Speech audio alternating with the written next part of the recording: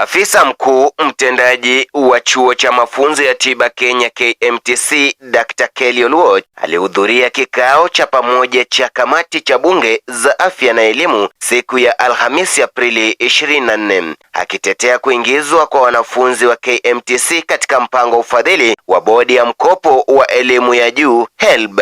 Akizungumza katika majengo ya bunge, Dr. Oluoch alisisitiza umuhimu wa kuwepo kwa usawa katika ufadhili wa elimu na afya, akitaka wanafunzi wa KMTC wapewe nafasi sawa na wale wa vyuo vikuu na taasisi za mafunzo ya kiufundi na ufundi stadi TVET. Hata hivyo, kama chuo tumekuwa tukitoa wito wa mara kwa mara tukihusiana na kuingizwa kwa wanafunzi wetu katika mpango wa ufadhili wa HELB, alisema. Aidha, akibainisha ukubwa wa changamoto hiyo, Dr. Oluoch aliwaambia wabunge kwa 34% na wanafunzi wanaojiunga na KMTC hawaripoti chuoni kutokana na ukosefu wa fedha. Aliongeza kuwa asilimia nyingine 27 huanza mafunzo lakini huacha katikati kwa sababu hiyo hiyo. Hata hivyo, kwa sasa shule hiyo inakumbwa na changamoto ya uhaba wa fedha hasa kwa wanafunzi. Kufika hapo, niruhusu nitie kikomo.